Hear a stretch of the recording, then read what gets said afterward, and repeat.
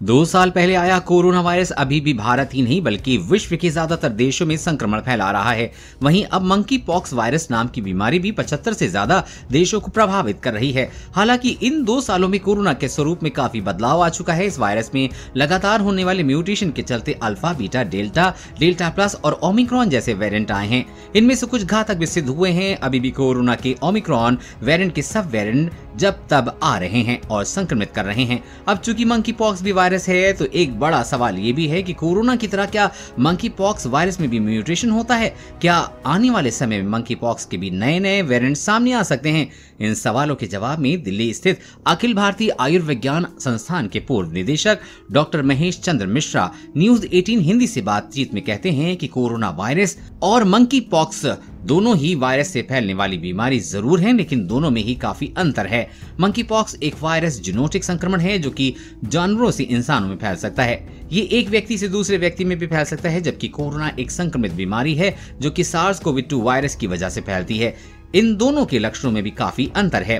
Doctor मिश्र कहते हैं कि मंकी पॉक्स से पीड़ित मरीजों में 4 प्रमुख चीजें सामने आती हैं। पहला, तेज बुखार आना, शरीर में कहीं भी त्वचा पर पस भरे हुए लाल दाने या चकत्ते पड़ना, थकान व बदन दर्द और लिम्स नोड्स का सूज जाना, जबकि कोरोना के लक्षण इससे पूरी तरह भिन्न हैं। कोरोना में बुखार आने के अलावा खांसी, गले में कफ का जकड़ना, थकान, सिर दर्द, स्वाद और गंध के चले जाना, सांस लेने में तकलीफ होना, उल्टी और दस्त, ऑक्सीजन स्तर का घट जाने जैसे लक्षण थे।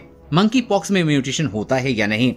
डॉक्टर मिश्र कहते हैं कि जहां तक मंकी पॉक्स वायरस में म्यूटेशन की बात है तो ये समझना जरूरी है कि मंकी पॉक्स का वायरस एक डीएनए वायरस है जिसमें म्यूटेशन बहुत कम देखने को मिलता है।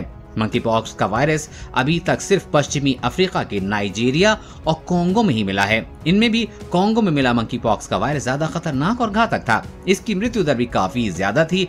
वहीं पश्चिम अफ्रीका के अन्य देशों में संक्रामक तो था लेकिन कुछ कम घातक था। अब चूंकि मंकी पॉक्स में म्यूटेशन बहुत कम देखा गया है तो इस वायरस के स्वरूप में बार बार बदलाव होना और नए वेरिएंट सामने आने की संभावना काफी कम है। लिहाजा अगर इस वायरस को एक बार नियंत्रित कर लिया जाता है तो उम्मीद है कि ये कोरोना की तरह बार बार परेशान न करे, जैसा कि देखने को मिल रहा है। कोरोना के नए नए वेरिएंट सामने आ रहे हैं। ऐसे में भारत सहित जिन देशों में कोविड के खिलाफ वैक्सीनेशन अच्छा रहा है वहां तो इससे बहुत खास फर्क नहीं पड़ रहा है, लेकिन कोरोना संक्रमित जरूर कर रहा है, लेकिन ये घातक नहीं है। लेकिन जिन देशों में वैक्सीनेशन कम है वहां ये ज्यादा नुकसान पहुंचा रहा है। ऐसे में म्यूटेशन ठीक नहीं है। कोरोना वायरस और मंकी पॉक्स वायरस की हर अपडेट पाने के लिए चैनल को सब्सक्राइब करें।